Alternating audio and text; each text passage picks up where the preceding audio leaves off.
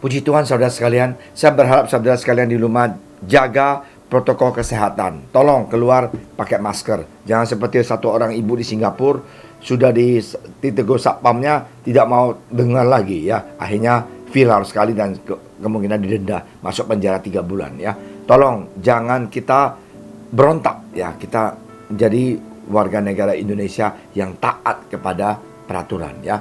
Jangan kita merasakan kita ini hero, wah kita ini pintar, kita ini kaya, kita ini orang yang ini nggak usah pakai masker, jangan ya. Kita rendah hati ya.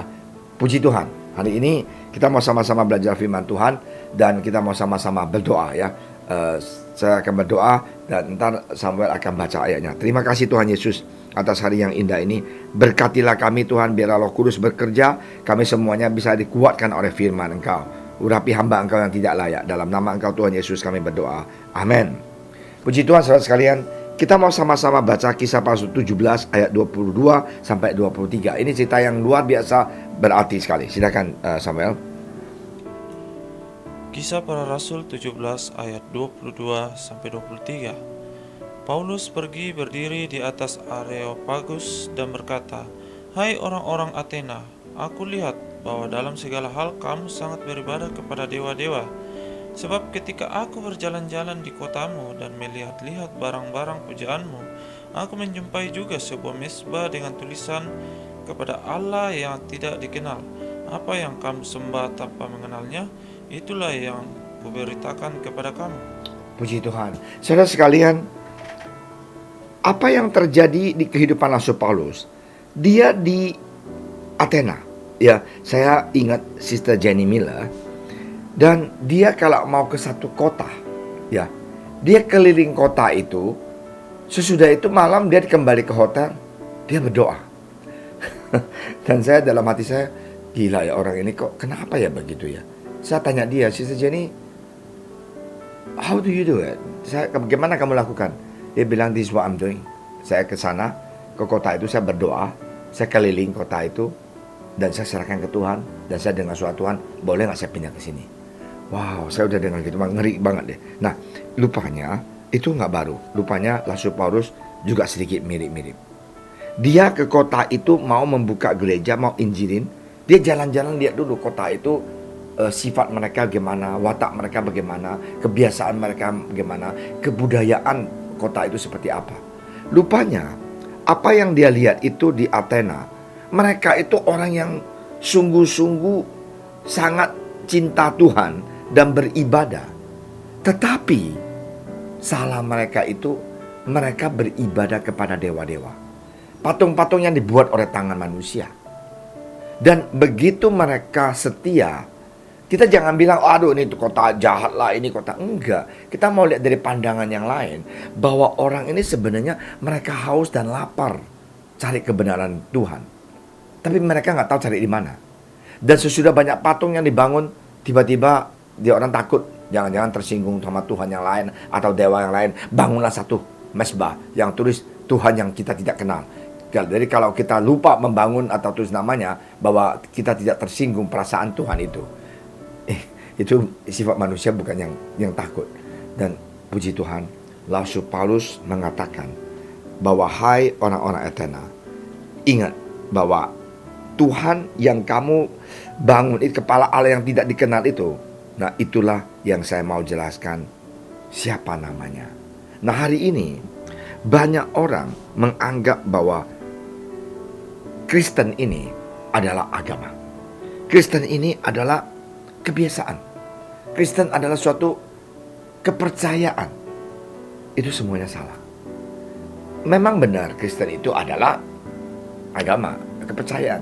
Tetapi tujuannya orang Kristen itu datang ke gereja ataupun sekarang di Zoom di rumah, itu bukan karena jadi kebiasaan. Marilah kita belajar bahwa kita mau ketemu Zoom doa pagi, mau ketemu Bible study, bukan kebiasaan kita, kewajiban kita. Tetapi marilah kita ingat, kita lakukan semuanya ini, tujuannya, the bottom line-nya itu, fokusnya itu adalah mengundang Yesus hadir di tengah-tengah kita. mengundang Yesus hadir di dalam hati kita, mengundang Yesus hidup di dalam kehidupan kita. Rindu untuk kita dijamah oleh Tuhan, rindu untuk kita dipeluk oleh Tuhan. Sebelum mama saya meninggal di rumah sakit, saya nggak tahu tiba-tiba kenapa saya bangun, saya lihat dia nafasnya susah. Saya cium mama saya gitu, kepalanya gitu. Dan saya merasakan bahwa ibu ini telah melahirkan saya dan mencintai saya, dan saya begitu sayang sama dia, dan aku nggak bisa ngomong apa-apa. Jam 2 pagi saya ketemu dokter jaga, boleh nggak saya kasih ventilator dan segalanya. Dokter bilang kalau memang itu ya, dia hanya hidup di dalam mesin aja dan segala-galanya. Dan aku mau katakan tidak gampang buat aku menghadapi, melupakan semuanya itu. Tapi ada satu hal, saya percaya bahwa Tuhan Yesus yang saya sembah itu, dia tahu yang the best untuk ibu saya. Nah, hari ini kita juga mau cari Tuhan itu, ke gereja itu. Jangan kita terpaksa. Justru kita mau ingat kebaikan mama kita, kebaikan Yesus kita, cinta dia terhadap kita. Bukan kita dipaksa untuk mau ikut Zoom, ikut Bible study, ikut ke gereja, ikut ini. Bukan. Karena kita jatuh cinta pada dia. Seperti tadi saya mengatakan, saya tidak bisa melupa kebaikan mama. Kita juga tidak bisa melupa kebaikan Yesus kita, yang mati di kayu salib menebus dosa kita. Nah, karena itu ingat, orang filsafat itu mengatakan, oh, Kristen itu adalah satu agama. Bahwa mereka describe bahwa Tuhan itu adalah yang paling utama, dan dia adalah akal dari segalanya. Itu orang yang gak kenal Tuhan, mereka definisi Tuhan. Nah, oke, ada yang bilang kalau kita punya kasih sayang, itu Tuhan hadir. Istilahnya kita gak usah ke gereja, kita gak usah kenal Yesus, tapi kita memberi nafkah, membantu orang lain, cukup. Itu juga tidak benar. Yang paling kita benar itu adalah kita datang ke gereja, kita mencari Tuhan, menyembah dia, dan minta dia membantu kita melakukan orang yang mengasihi, mencintai, ya, untuk membantu orang. Nah, itulah yang harus kita lakukan. Nah, banyak manusia mulai pakai logik, pengetahuan, ilmu pengetahuan untuk menjelaskan tentang agama. Filosofis juga sama. Tapi ingat satu hal, itu semuanya adalah man-made. And man punya thinking, human way of thinking, pikiran pola manusia. Tapi firman Tuhan tidak seperti itu. Ya, nah, Tuhan Yesus itu ada. Di Kisah Rasul 2 ayat 2, kita lihat apa yang terjadi. Nah, inilah yang nyata. Ya, rasul-rasul kumpul. Silakan ya dalam penutupan. Kisah Para Rasul 2 ayat 2.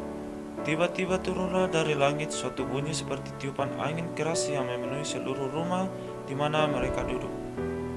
Dan 3. Dan tampaklah kepada mereka lidah-lidah seperti nyala api yang bertebaran dan hinggap pada mereka masing-masing.